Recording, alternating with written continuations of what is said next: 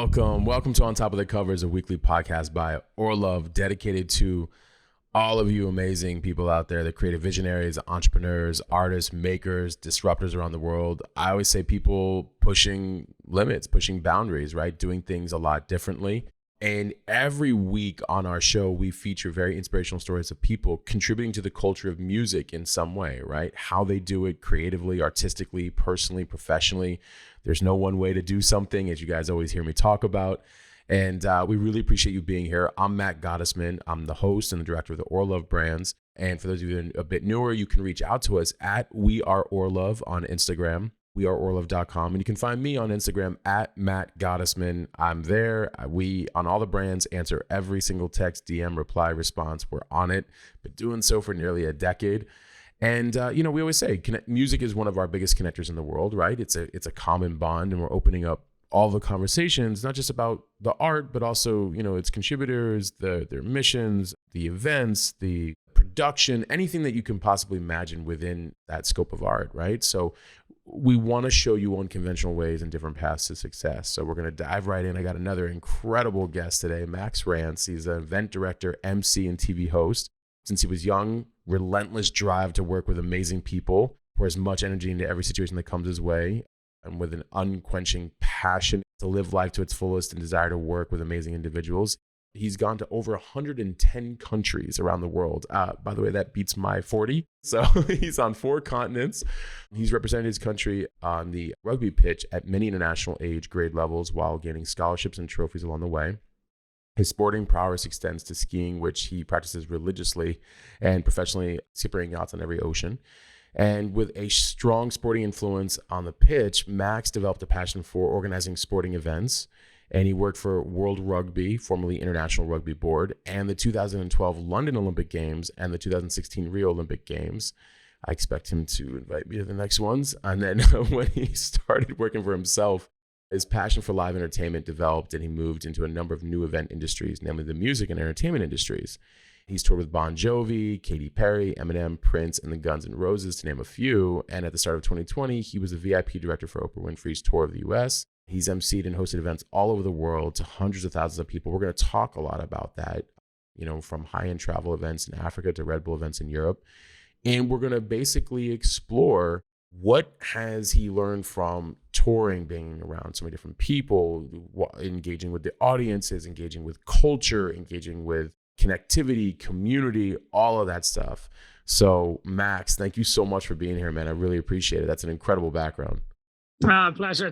Thanks very much, Matt. That's a fine introduction. Well, it's great to be on. I've listened to a good few of your podcasts and a big fan. So delighted to be here. Apologies about some of the background noise. I'm sitting outside in the back garden, and in Hollywood, there's quite a few helicopters that buzz around. So if there's too much noise, I can pop inside. But it's been a good journey so far, and there's hopefully sorry. just as I'm speaking, the helicopter goes. Right, I was gonna say you were fine. You were fine right before we started recording, right? That's how it always works, though, right? Well, yeah, delighted to be on. Looking forward to it.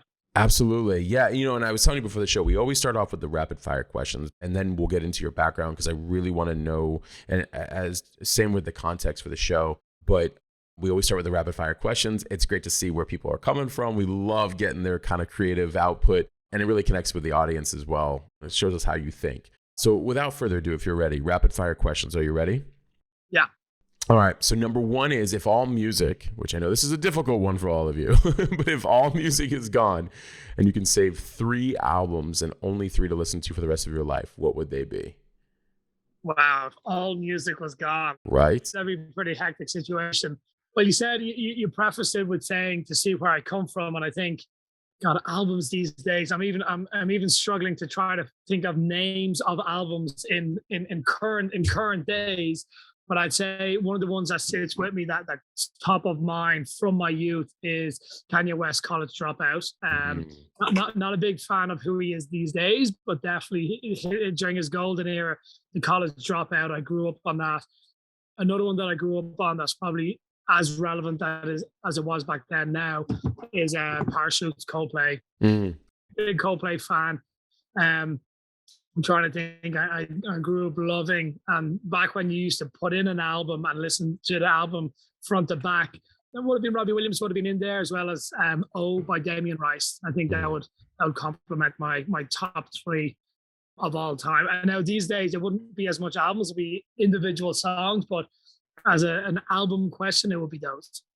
You know, it's been really interesting asking that question.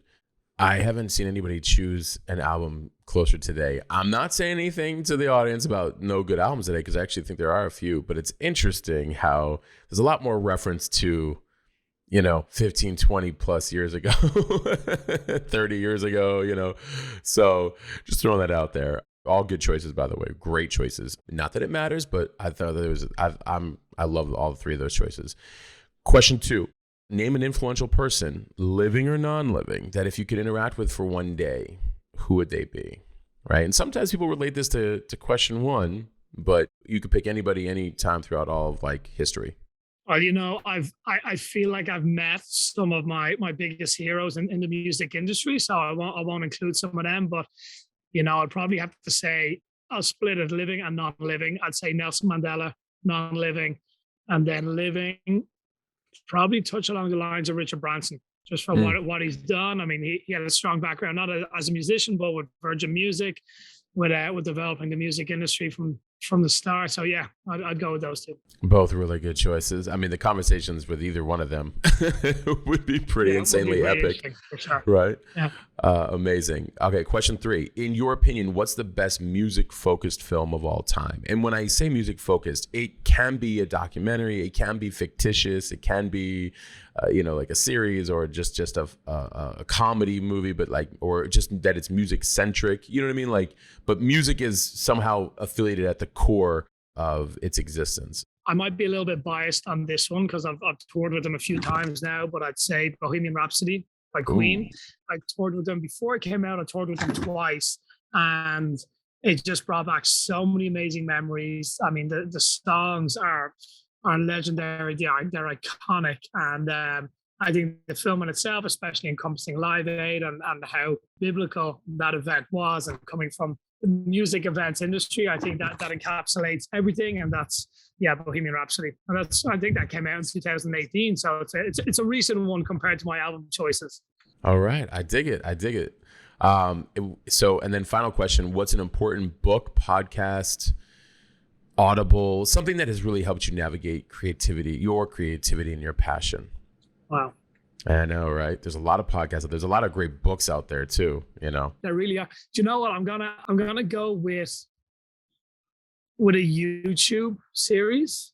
Mm-hmm. I'm gonna go with a YouTube series. So it's not quite a podcast, but I don't know if you know the guys from Yes Theory. Mm-hmm. They do some amazing things. Really I would call them the YouTube's moral compass. And there's a lot of people on YouTube that aren't helping you or aiding humanity moving forward. I'd say I'd go with Yes Theory. From a creative standpoint, and it definitely encompasses music, because all YouTube videos definitely need music. I'd go with Andreas Hem, or possibly Sam Colder, with from a video standpoint, and helping on the creative flow of making videos and selecting music. Those are good choices. Very familiar with Yes Theory. Oh, nice. Had a great conversation with them a few years back on a podcast. So yeah. You did. I did. Yes. I like how you're saying a moral compass for video and for YouTube. That's pretty good. So all right. So I want to dive right in, and we can go. The first question is the only question I ever ask everybody the same. How did we get here to doing what you're doing now? And you can go as far back as you want, to beginning of time, or when you just started making some really interesting shifts that you're like, you know what, this is where I knew kind of what I wanted to do, or I didn't know what I wanted to do, but I wanted to figure it out, and then just kind of that route to get to here. And you can go as far into detail as you want. Yeah. I grew up in Dublin. I had a great childhood. I grew up, let's say, during the academic months in Dublin and the summer months in Nice, in the south of France. I'm half French, so half my family was over there, and it was a very colorful upbringing. I love that with my parents, you mentioned that I've been to many countries around the world. I'll give you a shout out. 40 countries is very impressive. That's more than many will ever see in their lifetime. And started traveling a lot with my parents from a young age. I definitely caught that travel bug. And then when I started traveling on my own from the age of 16, I didn't really stop. I was in Perth in Australia. This is where kind of the music industry side of things kicked in for me. I was in Perth in Australia. I was emceeing for this event. It's the largest running series in the world called the Color Run, which is just like a 5K fun run where there's families, there's mom, dads, grannies, granddads, kids and strollers, all of that. And my buddy was in town. He was touring with Katy Perry. And it just so happened that the dates pretty much touched off each other. The Color Run was on a Saturday, Katy Perry was on a Sunday, and they needed an MC. And I was emceeing for the Color Run, and they needed an MC last minute on the Sunday for the Katy Perry tour. And it just happened to be in Perth in Western Australia. And jumped on and emceed, and I must have done a good job, because then, at that stage, I was in my early 20s. So I was traveling to Bali after that. I didn't have really a fixed schedule for the couple of weeks following that. So then did the whole Australian tour, and that's really when I got involved on the music side of things. I realized how incredible it was touring with a big artist, with a big following. And I definitely have to credit Mike Savas, who is one of the pioneers of VIP in the music industry. He's toured with Bon Jovi, I can't tell you how many times, Justin Timberlake, and many more kind of top-end artists. And yes, I jumped on board with him on quite a few music tours. One of the highlights was definitely Prince, even though on a personal level, he was an interesting guy. And then, yeah, we did. I mean, you listed a few of them already, but Queen a couple of times. Yeah, there were some really amazing names in there. And then from emceeing on that, I realized that I wanted to stick with the music industry. And amongst, yes, I've done quite a bit on the sporting side as well, but I wanted to not have a 9 to 5, a job where you were fixed, where you couldn't travel to a friend's birthday on the other side of the world. You were held down by your employer. And so with touring, it ticked off the travel side of things, and it ticked off the exciting work. Like, it really is when you're touring on the music industry, and whether you're on stage or not, you have your off days. You're the hottest kind of commodity in town when you roll into town. Everyone wants a piece of you. Everyone wants to come to the show. Everyone wants to hang out. It really is awesome. So I think that moment in Western Australia was the kickoff for me in many ways. And at this part of my life, it brings me to current day. Whereas without those tours in Australia, I wouldn't have gotten the gig I did. Well, Saturday now, I'm still kind of coming off. I'm kind of event brain at the moment, which a lot of people in association with baby brain, where like you're not really sure what's going on. You're so laser focused on the event and delivering that. Because when it's over, you're trying to pick up the pieces of like normal everyday life. But it was an event called Global Citizen Live for the organization Global Citizen, which is an incredible charitable organization that puts on music shows, music concerts, events. One of the founders was Chris Martin, also Hugh Jackman. So they have an amazing pull in kind of the A-list celebrity music world, and pull in some of the most amazing acts. And so I was the event director for that, for the LA show. It was a 24-hour live feed all over the world, starting Sydney and working its way across the planet as the sun goes from Sydney to Seoul. BTS were headlining there, to Mumbai, to where did it go after that? It went to Lagos. There was a big event in Lagos. It went to Paris. It was Elton John and Ed Sheeran headlining there. It went to London with Kylie Minogue in the walkie-talkie building. This top 3 floors are mezzanine. It was a kind of a sky park there. It then went to New York, where there was Coldplay, there was Foo Fighters, there was Jennifer Lopez, there was a plethora of amazing artists. It then went to Rio de Janeiro on the Sugarloaf Mountain from the Christ the Redeemer. And then in LA, we had, for me, the most incredible lineup. The legendary Stevie Wonder was the headliner. With Lumineers, Her, One Republic, 5 Seconds of Summer. We had Migos, who are the last ones added to the bill. So really amazing act. So my brain is still very much wired on that. So if I go off on tangents and start talking about budgets, you can rein me back in. But that was kind of the start of my music industry, probably 2012, 2013 in Australia, to now just what 9 minutes away from where I live in Hollywood, at the Greek Theatre, the legendary Greek Theatre, on the 90th anniversary of the opening of the Greek Theatre. So pretty special. And each event I do definitely drives me to get involved more, not only because the music's amazing and the events are a lot of fun, but it's, for me, the driving force for a lot of things that I do in life are the people. And some of the people you meet are really, really amazing. Like, from on stage, my top three will probably be that I've worked with would be the Hugh Jackmans, Michael Bublé, and I'd say Oprah Winfrey, even though she's not quite music, but definitely on stage. The Oprah Winfrey tours have changed my life in many ways. We can dive into it if we want. It's not music related. Oh yeah, we're gonna go there too.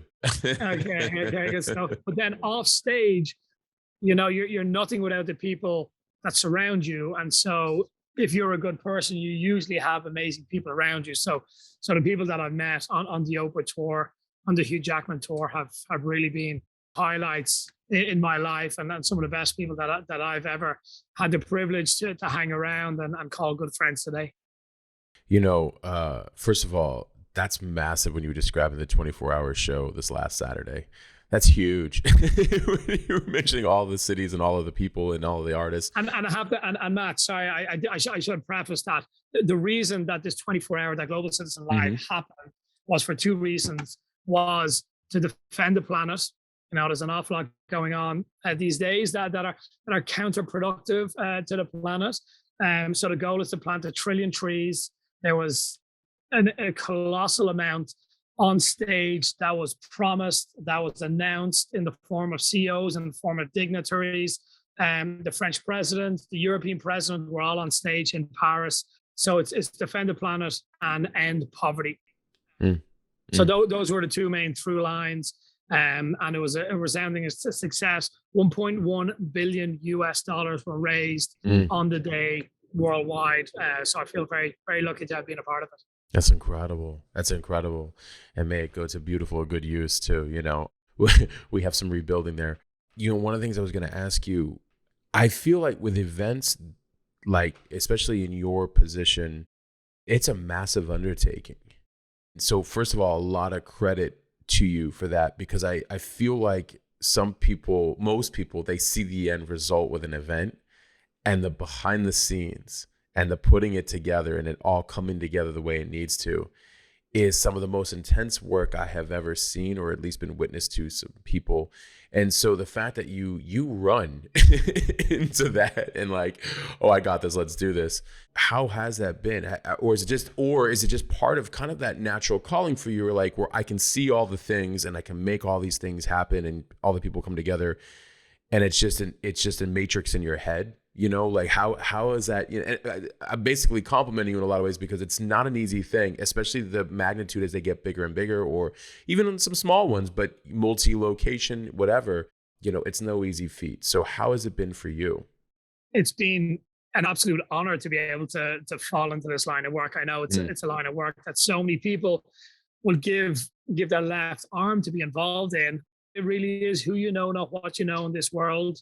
Like a lot of industries, if you know the right person, you can get your foot in the door, and then you just kick it through, and you get to meet more people that pull you in. There's definitely two different sides to it. There's the music touring world, and then the events world. Touring, for me, it's not a job. It's just so much fun. It really, really is. And it's changing in the sense that before, music touring was about kind of selling albums and not as much making money. But now that it's the paradigm has shifted from like physical albums to streaming, and there's not as much money to be made streaming. There's an awful lot more money made on touring these days. So that's kind of shifted the focus on what that's like. The work that goes into it is, God, I never would have imagined how colossal it is until being in the middle of it. The months, sometimes years that go into planning tours. But even the most recent example with Global Citizen Live in the Greek in Los Angeles, for one show, it was only meant to be a 3-hour show. And then so many artists, local artists and big international names in their own right, ended up jumping on board. It was pretty much the Live Aid of our generation. It was a once in a generation event. So none of them wanted to miss out on that because there's a lot after Live Aid of the acts. Because Live Aid was new, no one had done something like that. Some acts didn't jump on board, and there was a lot of regret, a lot of remorse afterwards. So I think that's still hanging around, that sentiment. So everyone wanted to get on board with Global Citizen Live, and so it swelled to being a 4-hour show, which meant, Matt, I can't tell you the amount of people. The Greek is made to be a 1-performer venue. We had 10, which means obviously most of your viewers will notice, but the talent on stage is A, was the artist, A party. B party is the band, and C party is the crew and everyone else. So 10 artists, 10 A parties, 10 B parties, and 10 C parties. We had to build 3 separate artist compounds north of the venue, south of the venue, and across the road. The security operation, even the credentialing process in the world of COVID and the different zones, with zone A being this bubble and no one else being being allowed really out from it. It was logistically, I can't even tell you how on top of it we needed to be to make sure it happened. On top of that, we were dialing into a 24-hour live feed. So we had a specific slot, which we had to start in and end. We also had an 11 o'clock curfew. The Greek is in a residential area in the Hollywood Hills. Right. So you can't really go past that curfew, unfortunately. So with a hard cutoff of 11 o'clock, it's owned by the city. So it's one of the best known curfews in the music industry that you just don't go past it. So when Stevie Wonder gets on stage and he starts talking about how we need to help humanity and protect the planet, you're not going to cut him off, nor do you want to cut him off. But you're also keeping an eye on your watch, being like, okay, well, we're now running 25, 30, 36 minutes behind. It got pretty hectic. Who do we have following? We had Migos that went on. We had the new governor for New York, and she went on a little bit further than she should have. So now we're getting towards 10 o'clock, and we're like, okay, we've got over an hour left of the show, as well as probably any other delays that we have. At this stage, you ask the question, like, what goes into these events? It's the pre-event time, then the event time, and now the stage that I'm currently at is the wrap up. It's making sure all the vendors get paid.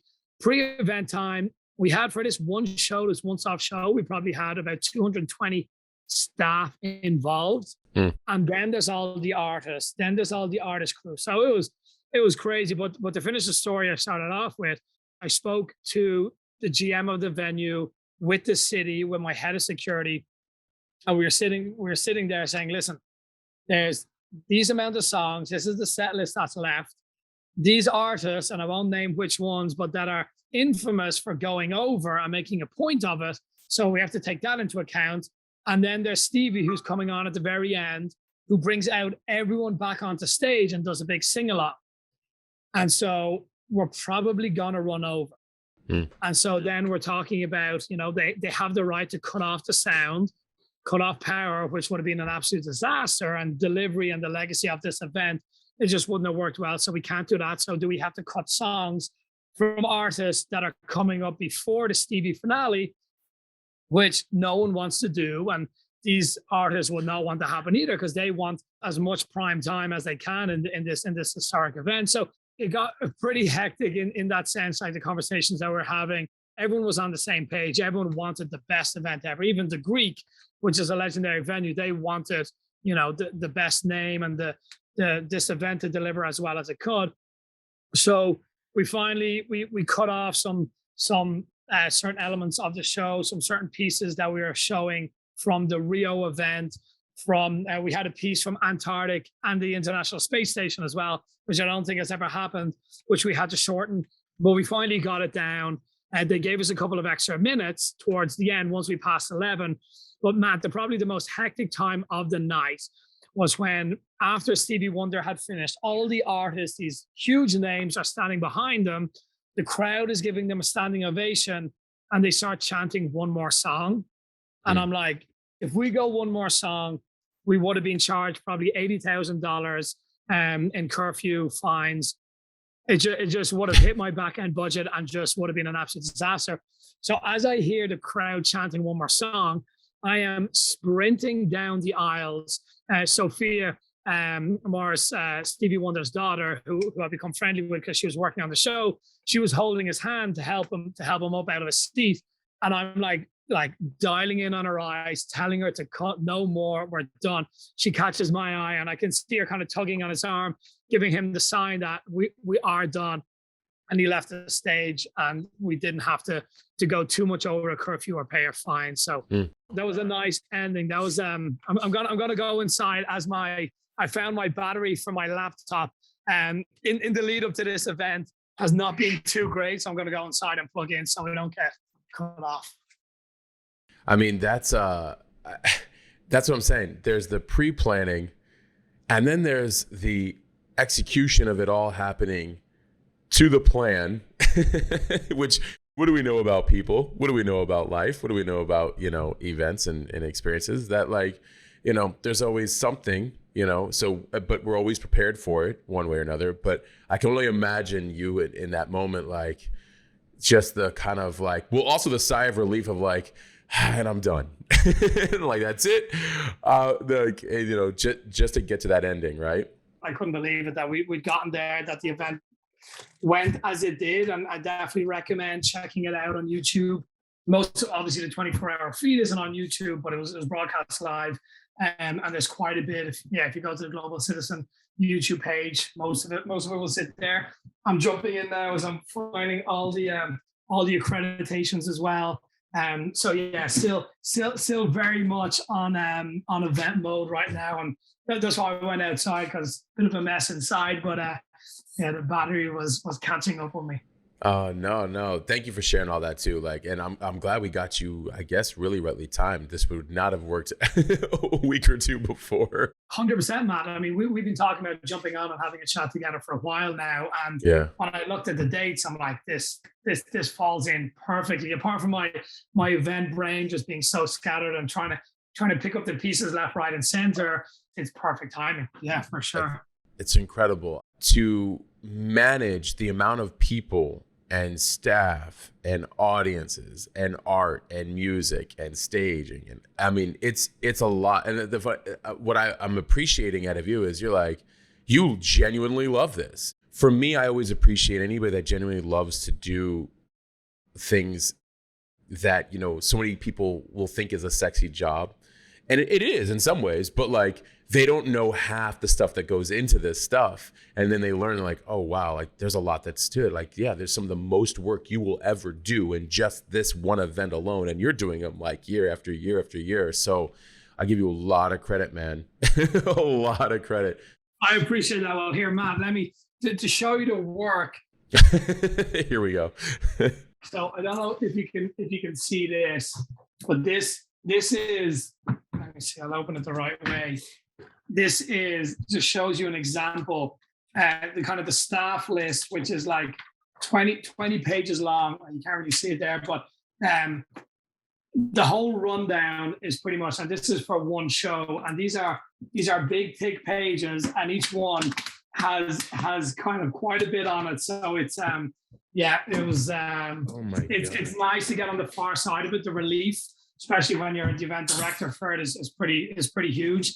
That nothing went wrong, and then you make sure afterwards that if everything went well on the stage as well, then we're job done. But it's you talked about the stage, and when you're putting on a show like this, which was very much like Live Aid, and the technology wasn't around for that, we had a turntable on the stage, and not a DJ turntable, but an actual stage turntable, which is just a massive disc on the stage, so that when one act is playing, picture a disc with a big wall, an LED screen in the middle of it. So when one act is performing, we're loading off the last one and loading on the new one. And we especially had to do that because with so many big load-ins, each band has different equipment, different gear. And because we're on TV, we can't have big lags in between artists. Like, it needs to be pretty on point. So yeah, the staging, that alone, I can't even begin to tell you what the logistics and the operations behind it. But it all worked out. It all paid off. It does always work out. That's the thing. I think that's the part that people, miss, is that, like, at least you guys are very operationalized. That, I mean, to have that kind of process oriented mindset, which I think you would have to be. You would absolutely have to be to execute something of that magnitude. Something I wanted to ask you, you started, earlier, you had hinted on it, that, you'd learned a lot of things as well too, personally, along the way, and in probably more recent years as well too. I was curious to ask, like, what, I wanted to kind of put a pin drop back, and I said, oh, we're going to dive into that, give a little deeper. Like, what were some of the things that had, like, come up, like, recently, or that, you kind of realized in the totality of, the world that you're creating for yourself? A big one was, you can find yourself in situations where people are looking up to you, people are kind of idolizing the role you're in. And in the music industry, there's a lot of people, unfortunately, kind of big agents or managers that, I don't know if I'd say that let it go to their heads, but that really act like they're a really big deal. And unfortunately, there's a lot of artists that are like that as well. For one, Prince, and I feel like I can talk about this, is like, his management sent us out an email before the tour telling us that if we walk by Prince in the backstage corridor, we're to stop and look down. And unfortunately, there are quite a few people that really think so highly of themselves. And I realize that they talk about the way you treat someone at the top of the ladder, but also you treat someone at the bottom of the ladder. And there's one thing, I think it was instilled in me growing up, but I think I really realized that when on tours, when a lot of people are looking up to you, and you can, what you say really matters to a lot of the fans. Or if you're in a situation where you can treat someone badly, but you actually ended up treating them well and they're not expecting that, it goes an awful long way. That's one thing I learned from within the music industry, to treat everyone across the board the exact same. It doesn't matter whether they're a big name agent or just one of your staff members that are boots on the ground that are running around as a runner. That is super key. And I found it's brought me an awful lot of respect from those people. And then those people end up working harder for you, and it works out an awful lot better in the long run. I love that you bring that up. Character is everything for me.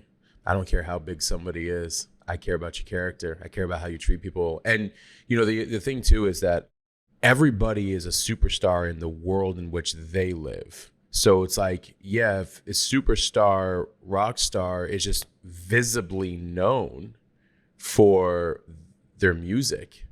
Yeah, but this person who's a rock star programmer making like the dopest websites on the planet, may not be as visible. Like, everybody has something that they're doing within their life, and that, you can't just judge by, like, I don't do the popularity contests, and I know that I care about people. And I care about behavior. And I love when I've met very well-known people who their character is just even still very, not just intact, but it has expanded. Because no matter what level you're at, that character is character is character. Like, you're always having to develop it, right? It makes good things, it makes them great. It makes them happen more.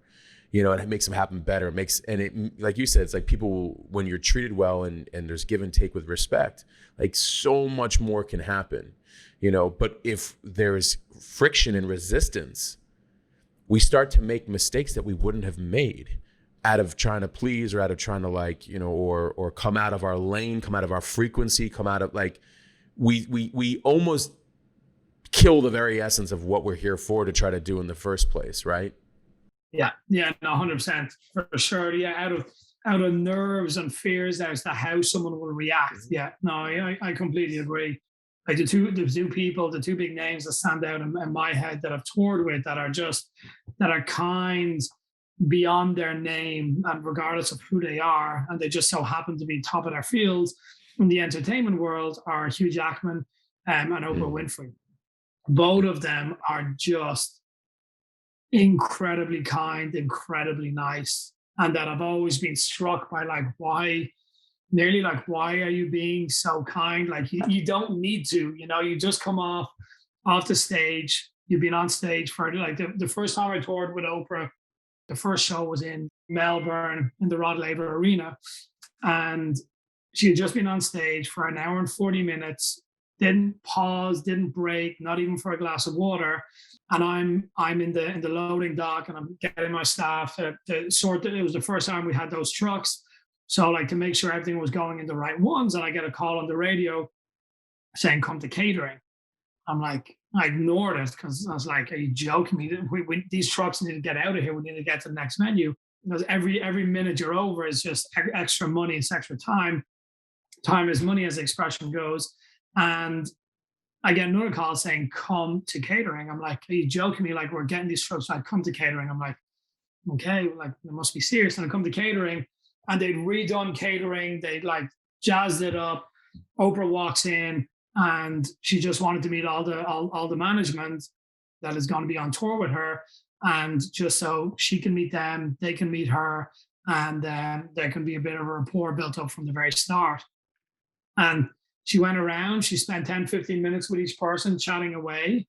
I'm like, in my head, I'm like, why are you doing this? Like there's no need to do this. Like small acts that I've toured with haven't even done this. And she's at the top of the ladder. So that really, really set a standard and set a bar for me. And I think everyone on that tour probably worked twice as hard just because they wanted to give back to her for her kindness. And not only did she show them that first night, but she showed throughout the course of the tour.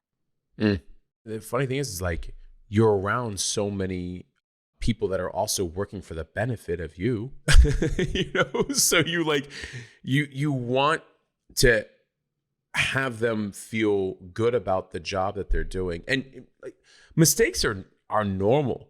Mistakes are so normal. And I worked with some of the biggest brands in the world. And it's like, you know, when it happens, like, okay, let's just look at what we need to solve and let's just solve it. And we can stay calm and we can work together. And, you know, and maybe it's also because my mind comes from the tech world, which is very iterative. Like it's very, mistake, you're needing it to happen so you can make the change constantly. Like, and you need, users to tell you like, oh, that's not working. Like, oh, great. Thanks. Like, thank you. But I know the business world, perfection is an internal narrative that sometimes people have or executives have. And I'm like, there's nothing perfect. There's only like iteration, right? We can only just handle it when it happens. And so that's cool that she was very much like, she was just very probably flow, like, hey, you all are here to help and let's figure this out together, you know? Yeah, no, it's amazing. You said handle it as it happens. That makes me think of another lesson that I learned along the way. And Mike Savas again, that I mentioned at the start.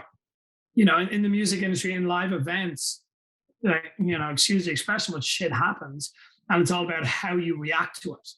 And I was always amazed with how calm Mike was in kind of high pressure situations when we live in a world, in a time where people, you know, amplify things, people exaggerate things, like the press does it all the time. They glorify situations. And I was always incredibly impressed with how calm he stayed in situations. It could be a pretty high level situation where someone has done something pretty wrong and it's caused, you know, 100 of the VIPs to be in the wrong place. And then they're half an hour late and all of this, and never seen him get angry or shout at people, which is probably something that in these high pressure situations would be expected, but always very calm and chilled and concise, and something that I learned from and took on board and kind of have used in other facets of my life.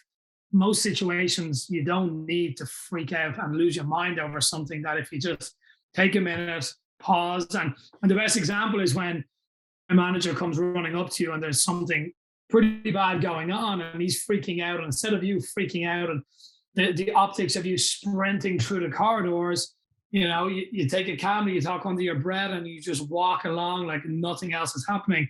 It served me well in a good few situations. I love that. Yeah.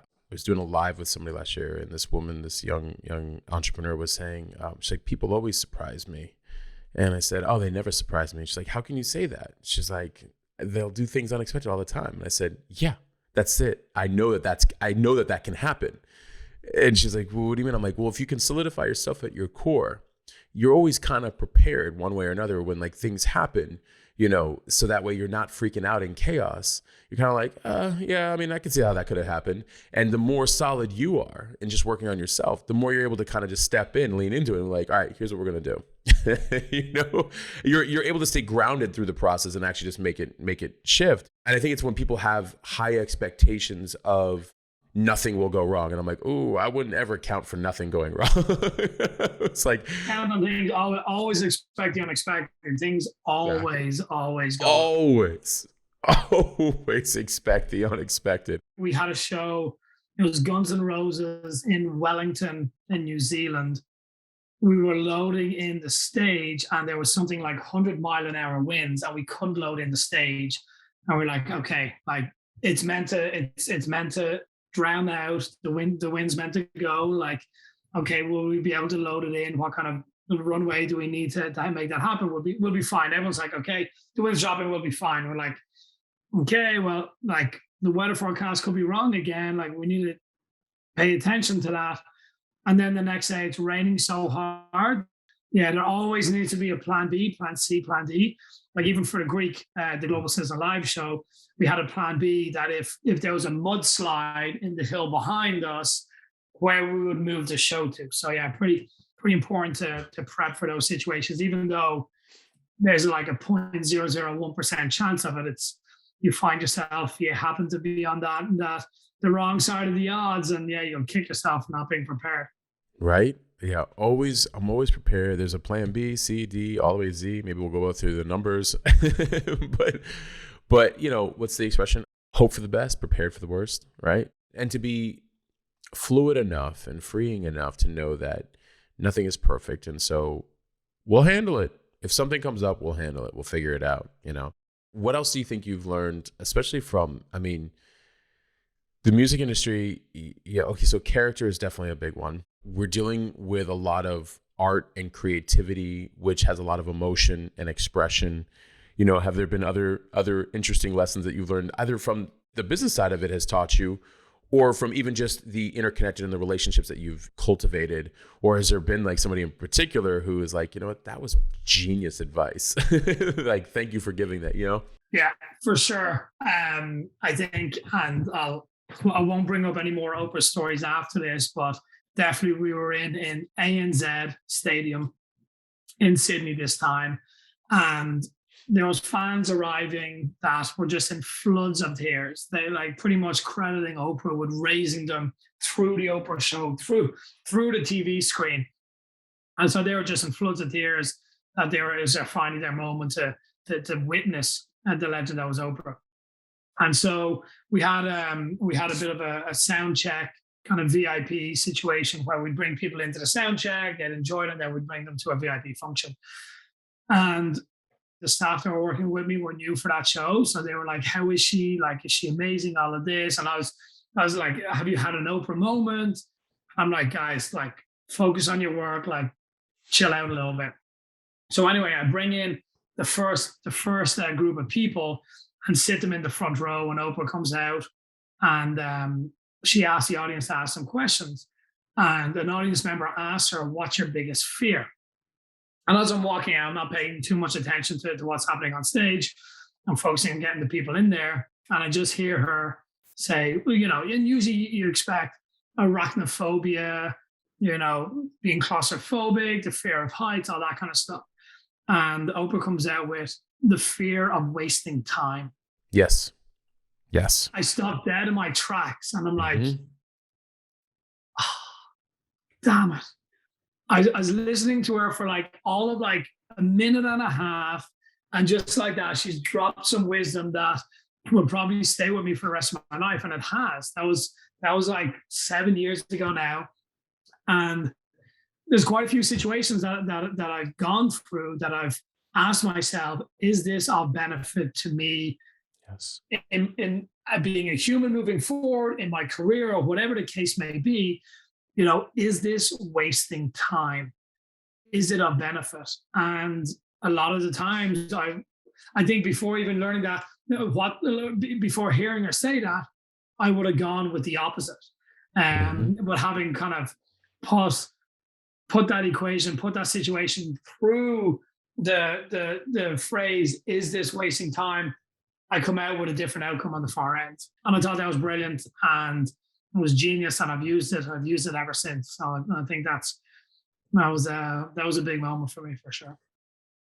That one hit me a few years back. The time one is huge. It's huge. Is this worth my time?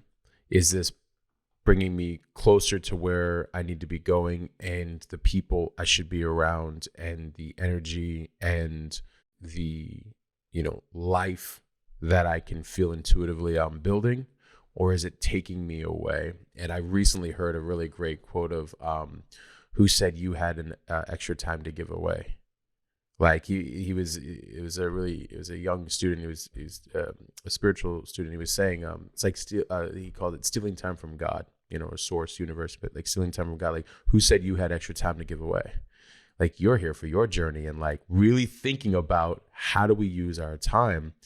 And it's one of the greatest relationships we could have, should we choose to accept that relationship, right? And really like cultivate what we're doing with it.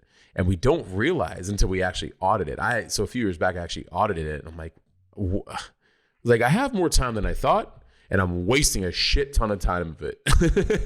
So it's like, that was very eye-opening. I did an actual audit where you document your day for 7 days, everything on the hour. And that was a gut check so hard. And I still audit usually every once a month, every other month, just kind of looking at like, hey, how the last weeks went, like how was I managing my schedule? Like, did I make enough time for me, all these other things, or doing certain things, or where was I being pulled away and why? Right? Because we don't even realize our habits can do it too. People can do it. We are programming if we're not constantly upgrading it. Right? Very true. Yeah. No, it's a good way to, I'd say, yeah, auditing your week, I'd say that's a very worrying thought for a lot of people. A lot of skeletons might come out of the closet, and that screen time as well. If you do it on your iPhone, yeah, it would show a lot of people up. I always tell people it's scary at first when you're doing it, like in anything, but then it's actually very empowering when you take control over it. That's a whole other level of feeling of freedom. Like you were talking about earlier about like, well, I didn't really like the 9 to 5 aspect. I totally hear you on that too. It's like, that's not going to work for me. Sorry. 100%. And wow, like, yeah, having just finished the event, being able to get that time back and be able to do things that, were just put behind me for so long. God, I can't even tell you how. I think I slept 16 hours straight after the event, and just having the time back now to be able to do the things that I need to do is got to be nice. It's something I'm looking forward to.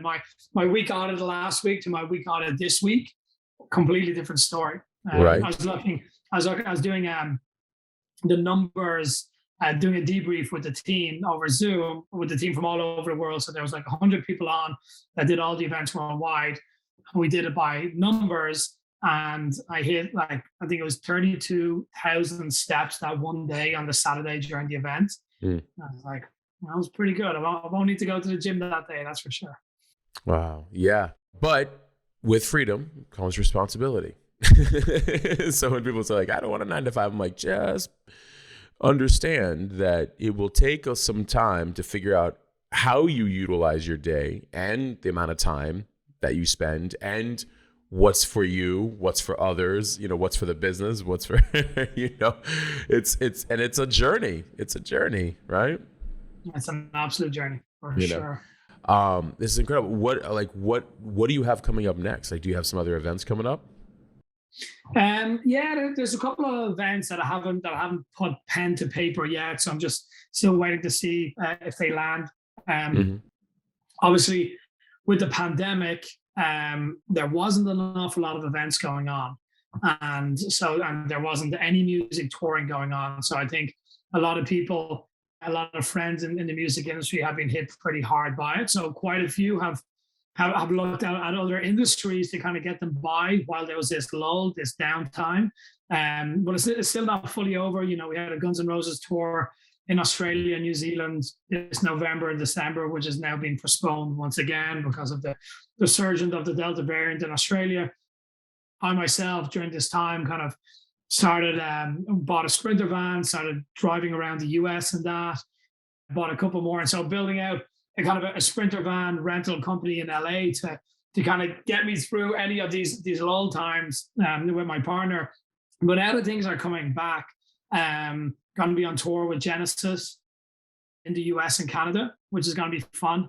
Back, we toured with Phil Collins a few years ago now, and he's an amazing talent. And he even has a son now playing the drums in Genesis. So that's going to be fun to catch up with them.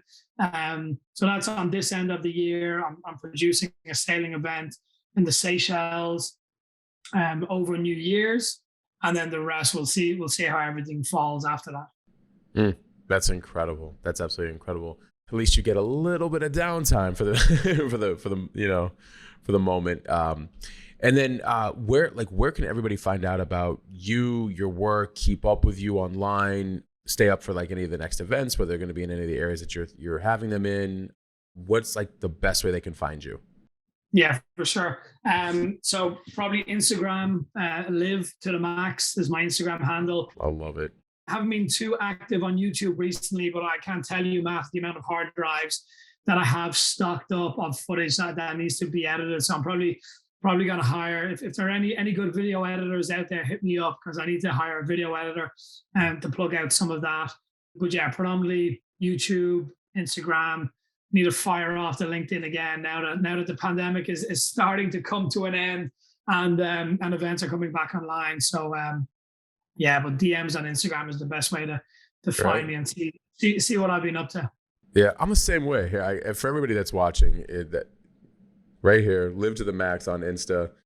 I'm a DMer. Like, I not the inappropriate. I mean, like, for about 8 years on across all my social, people reach out and they ask questions, or they're having a moment, or they're like whatever, and I'm on it. I am on it with them. That is something I'm like 8-9 years deep, and sometimes people even they try me. They're like, I'm just testing that you're really going to answer this, and I'm like, here I am. I mean, for the most part, as long as it's appropriate. I mean, it's rarely inappropriate, but I'm on it.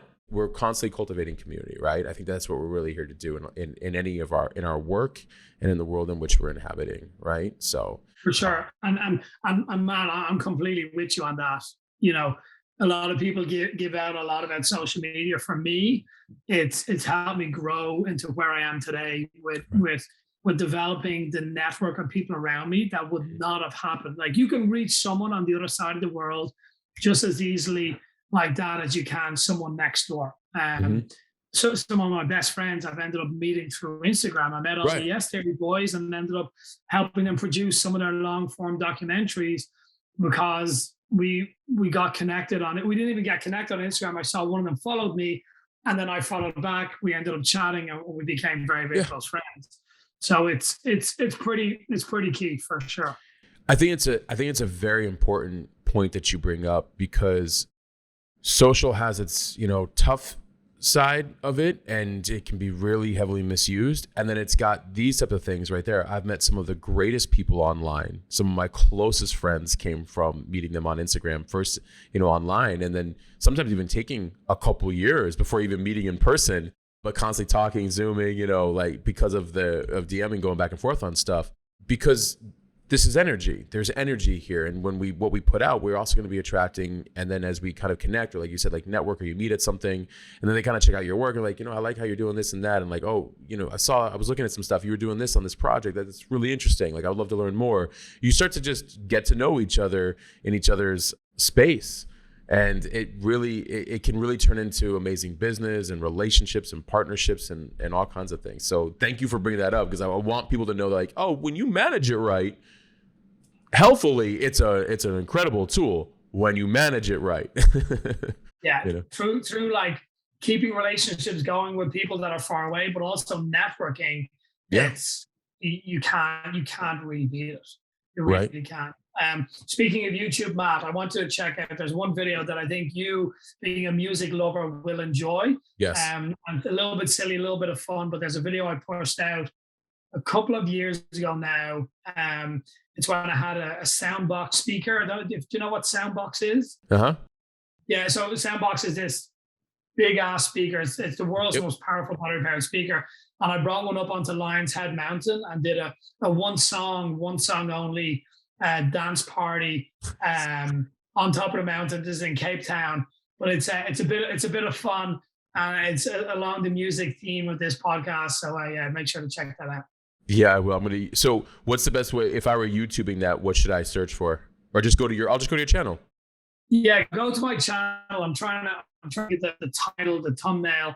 But yeah, if you go to the channel, you'll see you'll see a thumbnail that pretty much looks like someone's on the top of a very, very narrow peak hosting a dance party.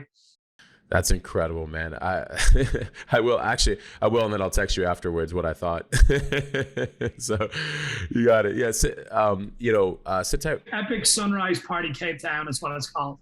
Epic Sunrise Party Cape Town. Everybody listening, go check out Epic Sunrise Party Cape Town on Max Rantz YouTube, or you can just type in that title. That'll come up. That's incredible, man. Oh, and if anybody else listening, Live to the Max on Instagram, and then also maxrantz-mcdonald.com. So everybody listening, maxrantzmcdonald.com. Go check him out there. That'll also be a great way you can kind of get in touch with him and learn a little bit more about some of the ventures he's involved in, and anything that deals with any of the events coming up as they come to fruition. Live to the Max on Instagram. And for everybody listening, we really appreciate you guys. Please go support Max. We are a global community. We are connected, and we do better when we actually all come together and actually build together and create together. So I really, really, really appreciate all of the growth that we've been having with the podcast. I appreciate you guys doing the 5-star reviews. If you are listening to this on Apple, please leave us a 5-star review. It obviously opens up the magical algorithms to more people knowing about us on Apple. And then also, if you're listening to this on like Apple, Spotify, iHeart, Google Radio, any of the 20, 30 platforms out there, you can watch this interview on our YouTube channel. We are Orlove. Okay. So go check out Orlove YouTube channel. Just type in Orlove YouTube channel. You should find us right away. You can also reach out to us on Insta. We are Orlove, and myself, Matt Gottesman. We answer every text and DM. We'll do our best constantly to make sure that we don't miss one. So